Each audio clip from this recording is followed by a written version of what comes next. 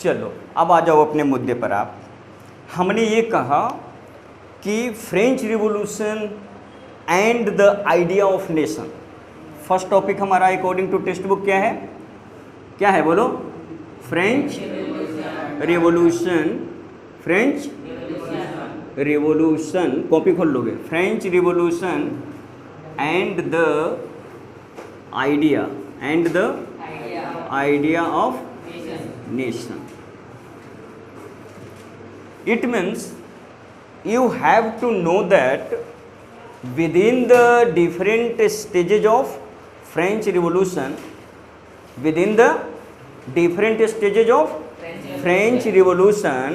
you can see the emergence of collective identity. When they accepted their common flag, their common flag, their common anthem, common constitution, it was the beginning of a new era which can yield democracy.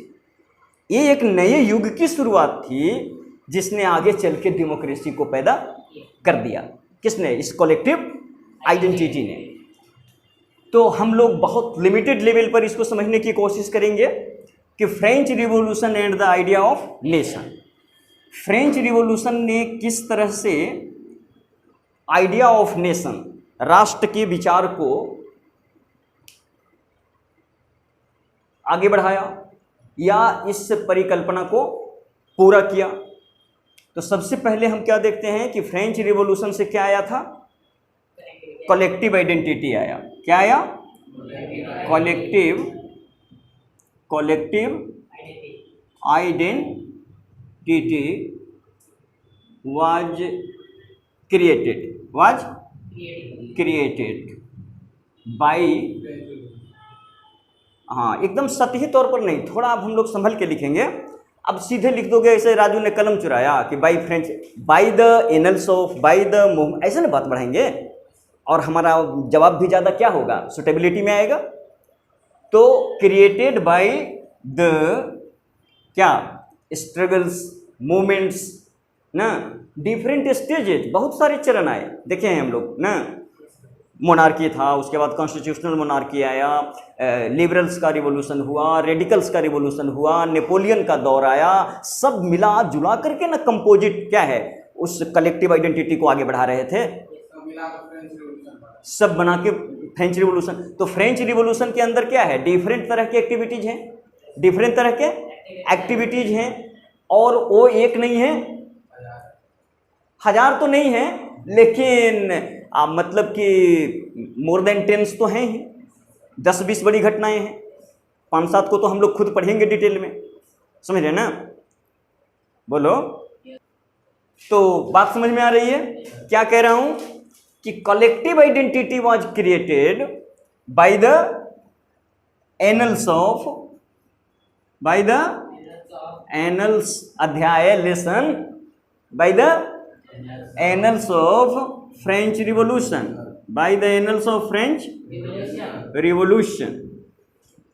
When they क्या कहा?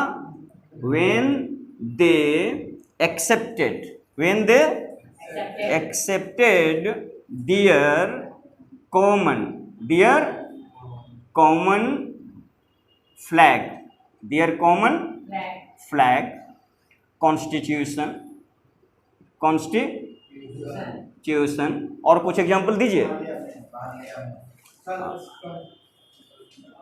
Parliament, हाँ और कुछ बोलिए। Parliament, anthem, national देने का जरूरत नहीं है, एंथम का मतलब होता है राष्ट्रीय गान। एंथम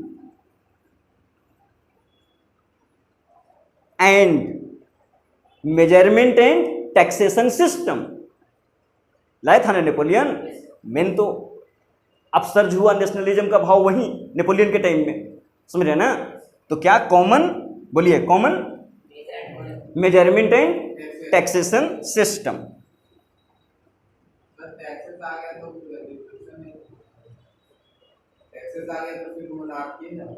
टैक्स आ गया तो नहीं नहीं नहीं नहीं, how can you say that?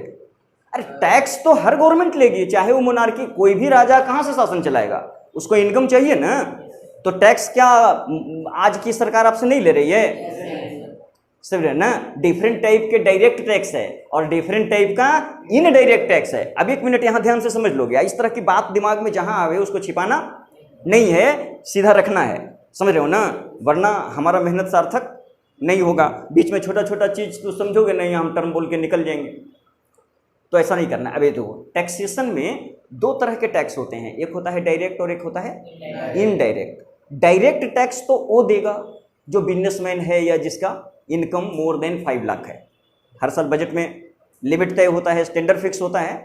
तो इंडिया में डायरेक्ट टैक्स, इनकम टैक्स वो देगा जिसका income annually more than 5 lakh है। अब 5 लाख से कम वाले लोग इनडायरेक्ट टैक्स सब देते हैं। जैसे मान लो कि एक कलम मार्केट से हमने खरीदी, तो इस कलम के दाम लिए 30 रुपए। कितने लिए? 30 रुपए। तो लमसम आप मान के चलो क्या, लगभग 30%, लगभग 30% लगभग टैक्सेज हैं, समझ रहे हो ना। उसमें बहुत तरह के ड्यूटीज हैं। अब सबको मिला के एक रूप देने की कोशिश हुई है जीएसटी के जरिए, क्लियर है ना। तो डायरेक्ट और इनडायरेक्ट टैक्स के जरिए ही गवर्नमेंट को इनकम होती है। तो टैक्स तो सब लेंगे, क्लियर है ना, लेकिन टैक्स लेने का तरीका पहले डिफरेंट था, इंडिया के अंदर ही डिफरेंट था। गुजरात में तरीका कुछ और है, सिस्टम कुछ और है, पंजाब में सिस्टम कुछ और है और महाराष्ट्र में सिस्टम कुछ और है। ऐसी स्थिति थी कहाँ? फ्रेंच टेरिटोरी में। नेपोलियन ने क्या किया कि टैक्सेशन का एक सिस्टम लाया, एक विंडो लाया और कहा कि इसी तरीके से टैक्स का कलेक्शन पूरे फ्रेंच टेरिटोरी में होगा। एक एजेंसी होगी और एक विंडो होगा। एक ही एजेंसी को टैक्स देके आप पूरे फ्रेंच टेरिटोरी में ट्रेड कर सकते हैं। पहले आपको डिफरेंट स्टेट में जाके डिफरेंट किंग को डिफरेंट लेवल पर, डिफरेंट स्टैंडर्ड पर फिर से टैक्स देना पड़ता था, क्लियर है ना। तो विदाउट टैक्स तो कोई सिस्टम एग्जिस्ट, सिस्टम को खर्च है ना जी, तो वो खर्च कहां से आएगा? पब्लिक से ही मिलेगा। तो आपको बता दिया ना कि कहां से आता है पैसा। एक तो डायरेक्ट टैक्स है बहुत सारे, जैसे कारपोरेट टैक्स है, समझ रहे हैं ना, इनकम टैक्स है, क्लियर है, और जीएसटी है, क्लियर है। और इनडायरेक्ट टैक्स के पेई सब होते हैं। हम सब, चाहे गरीब से गरीब व्यक्ति भी क्या न है, वो अगर मार्केट में 100 रुपये की खरीदारी कर रहा है तो लगभग 30 रुपया वो किसको दे रहा है? गवर्नमेंट को। अगर गवर्नमेंट टैक्स न लेती तो 100 रुपया में जो आप सामान खरीद रहे हो वो सामान आपको 70 रुपया में ही मिल जाता। 30 रुपया क्या है? टैक्स है। कलम 30 रुपया इसलिए है क्योंकि 9 रुपया इस पर टैक्स है, 21 में ही ये मिल जाता है। तो इनडायरेक्ट टैक्स तो सब दे रहे हैं। इसलिए ये मत समझना कि इस देश को चलाने में हमारा कोई योगदान नहीं है, समझ रहे ना, क्लियर है ना बाबू। इस देश को चलाने में एक एक व्यक्ति, एक एक मजदूर का योगदान है, समझ रहे हो ना। और ये देश किसी पर्टिकुलर मतलब कि जमात का, वर्ग का नहीं हो सकता, क्लियर है ना, क्योंकि सबके कंट्रीब्यूशन से राष्ट्र का संचालन होता है, क्लियर है। तो टैक्स तो, विदाउट टैक्स तो कोई गवर्नमेंट नहीं चलेगी। टैक्सेशन ही क्या है? सोर्स ऑफ इनकम है गवर्नमेंट का, तो टैक्स तो लेंगे ही। अब हो सकता कोई टैक्स का रेट मॉडरेट रखेगा, कोई बहुत हाई रखेगा, तो वहां परेशानी होगी। नेपोलियन के टाइम में हमने को देखा था, क्या देखा था कि नेपोलियन ने शुरुआत में तो टैक्स का लेवल मॉडरेट रखा, लेकिन बाद में वो लगातार क्या है, वार में इन्वॉल्व रहा, और वार में इन्वॉल्व रहने की वजह से बाद में उसने टैक्सेशन का स्टैंडर्ड राइज कर दिया। तो जो पब्लिक उसको कह रहे थे कल तक क्या, हार्बिंगर ऑफ लिबर्टी, अब कहने लगे नेपोलियन गो बैक ना। क्यों कहने लगे थे? क्योंकि टैक्स का स्टैंडर्ड इसने बढ़ा दिया। तो ये मायने रखता है ना कि टैक्स का स्टैंडर्ड क्या है। टैक्स तो देना क्या है, कंपलसरी है, नहीं देंगे तो गवर्नमेंट चलेगी कैसे, लेकिन वो एक लिमिटेड लेवल में होना चाहिए। आप जब उसको ज्यादा हाई करेंगे तो पब्लिक की ओर से क्या होगा, स्ट्रगल होगा, विरोध होगा। ठीक है, तो देखो हम लोग यहां क्या दिख रहे थे कि फ्रेंच रिवॉल्यूशन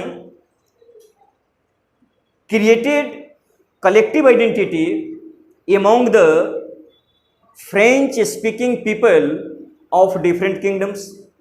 वो डिफरेंट किंगडम्स के हैं, लेकिन फ्रेंच रिवॉल्यूशन के जरिए उनके बीच एमोंग देमसेल्व्स कुछ ऐसी सिंबॉलिक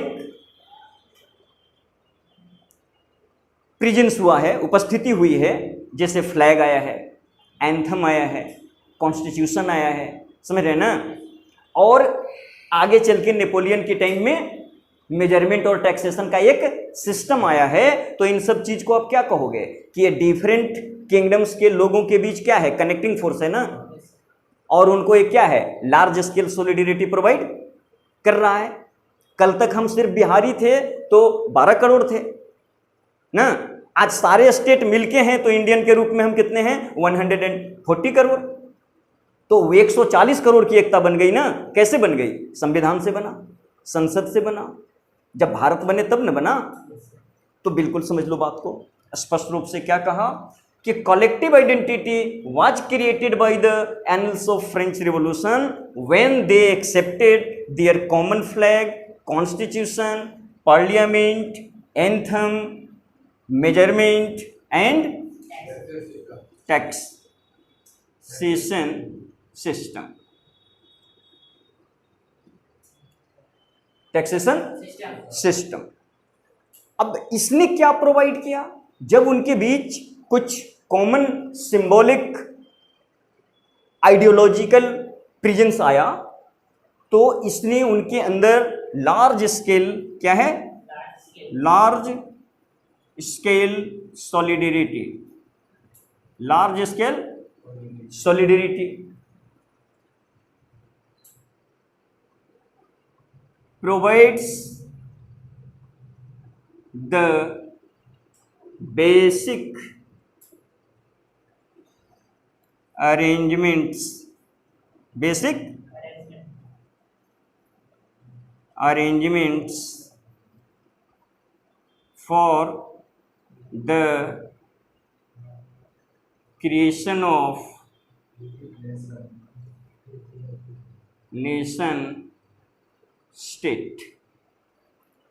और इससे क्या हुआ कि जब उनके पास कॉमन एंथम, कॉमन कॉन्स्टिट्यूशन और अदर कॉमन प्लेटफॉर्म्स क्रिएट हुए, तो लार्ज स्केल सॉलिडरिटी बनी, बड़े स्तर की एकता कायम हुई। सारे फ्रेंच एक दूसरे से कनेक्टेड महसूस करने लगे, और इसी बेस पर आगे चल के फ्रांस राष्ट्र बनेगा। 1848 में वह एक कंप्लीट नेशन स्टेट का रूप लेगा। क्लियर है। तो फ्रेंच रिवॉल्यूशन इनिशियली जब ये शुरू हुआ था तो ये डिस्क्रिमिनेशन के खिलाफ था। ये क्या था, डिस्क्रिमिनेशन के खिलाफ था। Be conscious. फ्रेंच रिवॉल्यूशन 1789 में इनिशिएट किया, बिगिन किया 14 जुलाई को। क्लियर, बोला करो, क्या ना। तो 1789 में जो रिवॉल्यूशन हुआ, वो बताओ कि वो रिवॉल्यूशन क्यों हुआ, नेशन बनाने के लिए? वो तो हुआ था डिस्क्रिमिनेशन को हटाने के लिए और इक्वलिटी लाने के लिए, सबको इक्वल अपॉर्चुनिटी देने के लिए, सबको डिग्निटी, राइट और रेस्पेक्ट अवेलेबल कराने के लिए। मतलब समाज में जो डिस्क्रिमिनेशन था, जो बाई स्टैंडर्ड बिहेव था, उसको खत्म करने के लिए, भेदभाव को दूर करने के लिए फ्रेंच रिवॉल्यूशन हुआ। क्लियर। लेकिन रिवॉल्यूशन ने आगे चल करके कुछ ऐसे आइडियाज को फॉर्म किया, रिवॉल्यूशन से वो आइडिया आए और उन्हीं आइडिया के आधार पर नेशनलिज्म क्या हुआ, फॉर्म किया और नेशन स्टेट का निर्माण हो गया। क्लियर है। क्या क्लियर है कि फ्रेंच रिवॉल्यूशन शुरुआत तो हुआ था डिस्क्रिमिनेशन के खिलाफ। किसके खिलाफ? लेकिन डिस्क्रिमिनेशन के खिलाफ लड़ते लड़ते ना राष्ट्र निर्माण की प्रक्रिया पूरी हो गई, शुरू हो गई और पूरी भी हो गई। क्लियर है ना। तो हम लड़ाई लड़ने चले थे किसके खिलाफ? डिस्क्रिमिनेशन के खिलाफ। परिणाम में हमको क्या मिल गया? राष्ट्र। क्या मिला? Nation. Large scale solidarity create हुई, कॉमन प्लेटफॉर्म्स क्रिएट हुए, और इसी कॉमन प्लेटफॉर्म के बेस पर जो कनेक्टिंग फोर्स क्रिएट हुआ, उसने ऑल फ्रेंच स्पीकिंग पीपल को एक पॉलिटिकल यूनिट में लिमिटेड कर दिया, जिसकी वजह से फ्रांस एक नेशन स्टेट का रूप 1848 में ले लिया। क्लियर है? कैन यू अंडरस्टैंड कि फ्रेंच रिवॉल्यूशन ने आइडिया ऑफ नेशन को जन्म दिया। पहले वर्ल्ड में आइडिया ऑफ नेशन नाम की कोई चीज नहीं थी कि राष्ट्र आदमी बनाएगा। क्लियर है ना? ऐसा संभव नहीं माना जाता था। पहले कंट्रीज होते थे, डचीज होते थे, किंगडम्स होते थे, और किंगडम्स कौन बनाते थे? किंग्स। कौन बनाते थे? किंग्स। ये एक किंग का एरिया है, ये एक किंग का एरिया है। एक किंग ज्यादा मजबूत हो गया तो इसने इसको ओवरटेक कर लिया, अब इसका देश यहां तक हो गया। फिर इधर का कोई मजबूत राजा इस पर अटैक कर दिया, वो इसका जमीन अपने में मिला लिया, अब ये किंगडम उधर चला गया। तो किंगडम्स, कंट्रीज कौन बनाते थे? किंग्स। नेशन कौन बनाते हैं? सिटीजन, लोग, पब्लिक। जितना लोग एक कॉमन कनेक्टिविटी से क्या होंगे? कनेक्ट होंगे, और जो कॉमन प्लेटफॉर्म को एक्सेप्ट करेंगे, वही लोग ना उस राष्ट्र के हिस्सा होंगे। क्लियर है ना? तो नेशन स्टेट को बनाने का काम कौन कर रहा है? नागरिक। कौन कर रहा है? सिटीजन्स, पीपल, लोग बना रहे हैं क्या? राष्ट्र। और किंग्स बनाते थे क्या? Country, kingdom. तो किंगडम का सोवरेंटी कहां था? किंग्स के पास। नेशन का सोवरेंटी कहां है? पब्लिक के पास, सिटीजन्स के पास। क्योंकि सिटीजन्स के एक्सेप्टेंस से नेशन क्रिएट हुए हैं। इसमें गवर्निंग फोर्स का कोई रोल नहीं है, ये बिल्कुल पब्लिक के एक्सेप्टेंस से कायम होती है। जितनी बड़ी एकता कायम होगी ना, जितना लोग उसमें शामिल होंगे, वही लोग उस राष्ट्र के सिटीजन होंगे, और उतना ही लोगों का एक राष्ट्र होगा। क्लियर है? बात समझ रहे हैं?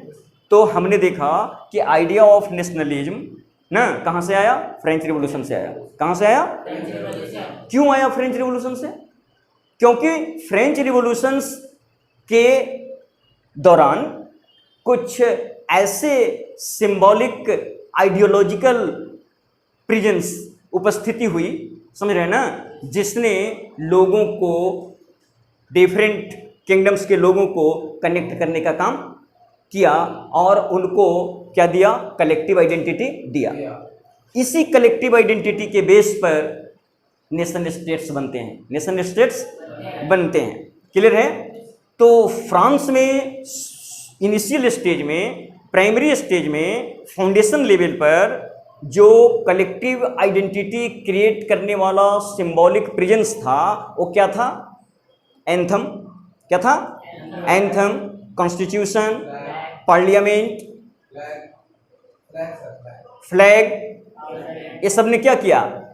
कॉमन आइडेंटिटी क्रिएट किया, और डिफरेंट कम्युनिटी, डिफरेंट किंगडम्स के लोगों को क्या किया? आपस में कनेक्ट किया। क्लियर है?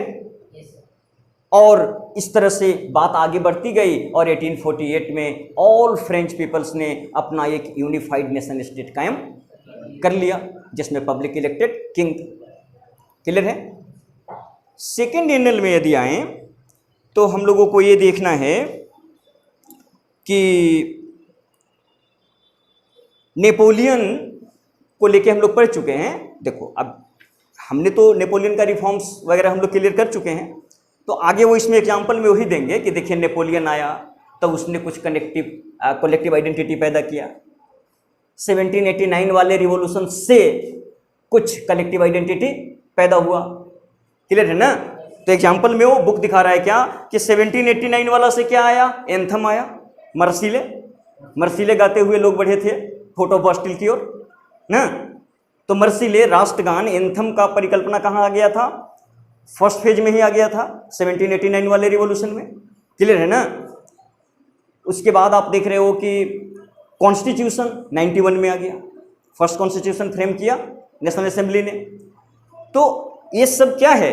डिफरेंट स्टेज में फ्रेंच रिवॉल्यूशन ने डिफरेंट टाइप के कलेक्टिव आइडेंटिटी का प्लेटफॉर्म भी क्रिएट किया। समझ रहे हैं ना? और इसी के आधार पर आगे चल के नेशन बने। तो ये एनल आपको क्लियर है नेपोलियन में। अब देखेंगे कि the making of nationalism in Europe, the making of nationalism in Europe. अब इस सेकेंड एनल में क्या समझना है, बड़ी साधारण बात, ये एकदम 2 मिनट में हम लोग क्लियर कर लेंगे। क्लियर है? यदि मैं जितनी बात अभी तक करने की कोशिश कर रहा हूं, अगर उससे आप जुड़ पा रहे हो तो ये सेकेंड मैटर जो है वो हमारे लिए क्या है, मतलब पहले से अंडरस्टूड जैसा है। ये कह रहा हूं कि जब फ्रांस में क्या हो रहा था, जब फ्रांस में रिवॉल्यूशन का दौर शुरू हुआ, रिवॉल्यूशन का दौर, देखिए कई लेवल पर रिवॉल्यूशन को रिप्रेजेंट करता रहता हूं बार बार, कि आप रिवॉल्यूशन को इस रूप में देखो कि लोगों ने पुरानी व्यवस्था को क्या है, डिमोलिश करने की कसम खा रखी है ना, और वो चाह रहे हैं कि फ्रांस के अंदर नया पॉलिटिकल सिस्टम आए, यहाँ के शासन तंत्र में बदलाव हो, इस शासन तंत्र से हमारे जो डिमांड हैं वो फुलफिल नहीं हो सकते। पुरानी व्यवस्था क्या थी, मोनार्की थी। क्या थी? मोनार्की थी। और मोनार्की के खिलाफ लोगों में गुस्सा है ना, लोगों में गुस्सा है किसके खिलाफ? क्यों गुस्सा है मोनार्की के खिलाफ? क्योंकि मोनार्की में डिस्क्रिमिनेशन है, मोनार्की में डिवाइन पावर ऑफ किंग है, मोनार्की में सोशल हायरार्की है, मोनार्की में बाई बर्थ प्रिविलेज है। ये सब क्या है? Different platforms of discrimination. तो डिस्क्रिमिनेशन, भेदभाव पर आधारित है कौन? मोनार्की। क्लियर है? तो मोनार्की के खिलाफ कॉमन पीपल क्या है? स्ट्रगल कर रहे हैं। अब जो स्ट्रगल कर रहे हैं, ध्यान से समझिए, जो स्ट्रगल कर रहे हैं, जो रिवॉल्यूशन में भाग ले रहे हैं, वो लोग कौन है? सोसाइटी में आके देखिए, तो एक क्लास तो है जो रूल कर रहा है, जो सिस्टम को चला रहा है। क्लियर है ना? क्लियर है? उसको क्या कहेंगे? Ruling class. समझ रहे हैं ना? जो रूल कर रहा है वो था नोबेल और क्लेर्जी। वो कौन था? Nobel and, Nobel means ruling class और क्लेर्जी मीन्स प्रिस्ट क्लास, पुजारी, पुरोहित, ब्राह्मण वर्ग। और एक ब्राह्मण वर्ग सिर्फ साधु संत तक लिमिट कर दीजिएगा तो नहीं होगा, उसका एक बड़ा फलक है। समझ रहे हैं ना? मतलब जो लोग लिटरेरी वर्क से जुड़ा हुआ है, टीचिंग से जुड़ा हुआ है, रिचुअल्स से जुड़ा हुआ है, रिलीजन को रिप्रेजेंट करने के काम कर रहे हैं, समझ रहे हैं ना, या रिलीजियस बुक्स को एक्सप्लेन करने का काम कर रहे हैं। क्लियर है? तो एक ब्राह्मण वर्ग, एक क्या हुआ? ब्राह्मण वर्ग, और एक हुआ राजपूत वर्ग, क्षत्रिय वर्ग, शासन करने वाला, सेना वाला, पुलिस वाला वर्ग, सिक्योरिटी वाला क्लास। तो एक वर्ग हो गया जो आपको सिक्योरिटी प्रोवाइड कर रहा है, आपको गवर्निंग कर रहा है, उसको आप कह रहे हो नोबेल। फ्रांस में क्या कर रहे हैं? नोबेल। क्या करें उसको? नोबेल। इंडिया में उसी को क्या कह रहे हैं? क्षत्रिय, राजपूत। समझ रहे हैं ना? और एक वर्ग कौन है? क्लेर्जी। क्लेर्जी क्या कर रहा है? ब्राह्मण इसको कह रहे हैं। तो एक रिलीजियस और एक पॉलिटिकल, ये दोनों क्या हैं? ये दोनों क्या हैं? मतलब समाज में सबसे ऊंचे वर्ग में है, सारा फायदा इन्हीं के पास है। क्लियर है? और इसके नीचे का जो क्लास है, समझ रहे हैं ना, वो भी सब डिवाइड किया जा सकता है 2 क्लास में। एक जो बाकी बच गए नीचे वाले, उसमें भी एक income earning permanent source of income having group है, और एक रिसोर्सलेस है, और एक रिसोर्सलेस है, जिससे हम अपने समाज के अंदर समझा देते हैं। आप उसको फ्रांस में पुट कर लोगे, ज़्यादा आसान होगा। ऐसे ही समझ लो। जैसे देखो, इंडिया में हम कहते हैं कि उच्च वर्ग, जिसको आज क्या कहते हो? जनरल। क्या कहते हो? जनरल। ओबीसी, क्या कहा? ओबीसी। तीसरा एससी, चौथा एसटी। ये आदिवासियों का, ये जिनको आप क्या कहते हो? हरिजन, दलित, मतलब कि शेड्यूल कास्ट और शेड्यूल ट्राइब। ये क्या है? लोअर क्लास है। ये क्या है? लोअर क्लास है। और ये जनरल वाले क्या है? हाई क्लास है। क्या है? हाई क्लास है। और ये बीच में जो ओबीसी क्या है? इंटरमीडिएरी क्लास है, मिडिल क्लास है, मध्यम वर्ग है। तो ये क्लास के जो लोग हैं, इनको हम कहेंगे कंजर्वेटिव्स। क्या कहेंगे? कंजर्वेटिव्स। क्या कहेंगे? कंजर्वेटिव्स। इनको क्या कहेंगे? लिबरल्स। क्या कहेंगे? लिबरल्स। और इनको क्या कहेंगे? रेडिकल्स। क्या कहेंगे? रेडिकल्स। क्लियर है? अब ये कंजर्वेटिव कौन है? ये रूलिंग क्लास है, ये प्रिस्ट क्लास है ना, मोस्ट कंफर्टेबल लग्जरियस कंडीशन इसको मिला हुआ है। तो ये लोग जो पॉलिटिकल सिस्टम, जो रिलीजियस अरेंजमेंट चल रहा है उसको बनाए रखना चाहेगा कि चेंज करना चाहेगा? तो ये कहलाएगा conservative. Who don't want change in the basic and super structure of society. जो पॉलिटिक्स में, पॉलिटी में, गवर्निंग सिस्टम में या सोशल अरेंजमेंट्स में या इकोनॉमिक अरेंजमेंट्स में जो चेंज नहीं चाहते हैं उनको क्या कहेंगे? कंजर्वेटिव्स। क्या कहेंगे? अब you have to identify liberals. इनको क्या कहेंगे? मिडिल क्लास को लिबरल। क्या कहेंगे? लिबरल। तो ये लिबरल क्या है? ये किस तरह के लोग हैं? ये किस तरह के थॉट को परसीव करते हैं? ये वो हैं जो चेंज तो चाहते हैं लेकिन कंप्लीट चेंज नहीं चाहते हैं, धीरे धीरे नहीं, मतलब ऐसे कहो कि रेडिकल चेंज भी चाहते हैं, फास्ट चेंज भी चाहते हैं, लेकिन अपने प्रॉफिट में चेंज चाहते हैं। अपने से नीचे वाले को ये वही अधिकार, राइट, स्टेटस, डिग्निटी देना नहीं चाहते जो ये अपने लिए चाहते हैं। Clear? OBC class, liberal class, ये भी क्या है? सेकंड क्लास है, ये फर्स्ट क्लास है। अब सेकंड क्लास में ना दो वर्ग बन गया, कौन कौन? एससी एसटी, एक लोअर क्लास वाला और एक मिडिल क्लास। तो मिडिल क्लास को भी कोई प्रिविलेज नहीं ना है। जो प्रिविलेज है किसको? नोबेल को और क्लेर्जी को। क्लियर है ना? नोबेल और क्लेर्जी को क्या है? प्रिविलेज है ना, राइट टू प्रॉपर्टी ना, right to vote, tax free, ये सब सुविधा किसको है? नोबेल और क्लेर्जी को। इनको तो कोई सुविधा नहीं है। लिबरल, इनको कोई विशेषाधिकार नहीं ना है। ध्यान से सुनोगे बाबू, टिपिकल बात है। इस क्लास को, कंजर्वेटिव्स को क्या है? बहुत तरह का प्रिविलेज है, विशेषाधिकार है ना, है ना। ये विशेषाधिकार लिबरल्स को नहीं है। क्यों? क्योंकि वो ब्राह्मण या क्षत्रिय वर्ण के नहीं हैं, वो नोबेल या क्लेर्जी नहीं हैं। जन्मजात अधिकार होता है। जो नोबेल है उसी को राइट टू वोट है। आप मिडिल क्लास में हैं, आप अरबों कमा लीजिए, आपको राइट टू वोट होने वाला प्रिविलेज नहीं है आपके पास। बात समझ रहे हैं ना? प्रिविलेज कहाँ है? स्पेशल पावर कहाँ है? स्पेशल फैसिलिटी सब किसके लिए है? आप लाख कर लीजिए, कमा लीजिए, आप घोड़े पर पगड़ी बांध के नहीं चल सकते। वो चलने का अधिकार किसको है? नोबेल और क्लेर्जी को। तो इसके पास प्रिविलेज नहीं है। ये जो प्रिविलेज सेलिब्रेट कर रहे हैं, बी कॉन्शियस, जो प्रिविलेज सेलिब्रेट किया जा रहा है किसके द्वारा? क्लेर्जी और नोबेल के द्वारा ना। उसी प्रिविलेज को ऑब्टेन करना चाहता है कौन? Liberal, middle class. क्लियर है? क्या समझे? कि मिडिल क्लास भी उस तरह के प्रिविलेज चाहता है जो प्रिविलेज किसको है? और नहीं तो इस दूसरा विकल्प भी है लिबरल का, ये भी कह रहा है कि प्रिविलेज खत्म करो, तुम्हारा भी नहीं रहेगा। तो खत्म तो हो नहीं सकता।